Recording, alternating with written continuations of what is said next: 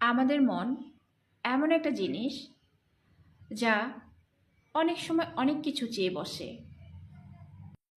মনের সেই চাওয়াগুলো আমরা পূরণ করার অনেক চেষ্টা করি। অনেক সময় বিবেক দিয়ে চেষ্টা করি, আবার কখনো অহেতুক চেষ্টা করে যাই এবং পূরণও করে ফেলি। কিন্তু আমাদের উচিত কি জানেন? মানুষের মন যা চায় সব কিছু পূরণ করা উচিত না।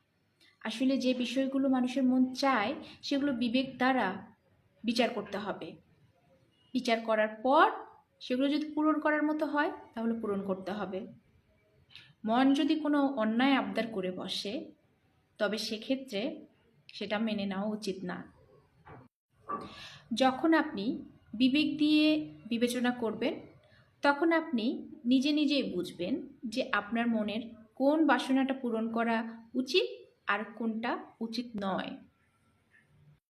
অনেক সময় মনের চাওয়া পাওয়াকে মূল্য দিতে গিয়ে, গুরুত্ব দিতে গিয়ে নিজেকেই বিপদে পড়তে হয়। তাই আমাদের একটা বিষয় খেয়াল রাখা উচিত যে আমাদের যে চাওয়া পাওয়াগুলো আছে সেগুলোকে বিবেক দ্বারা বিবেচনা করে তারপর পূরণ করা, তাহলেই ভালো থাকা যাবে।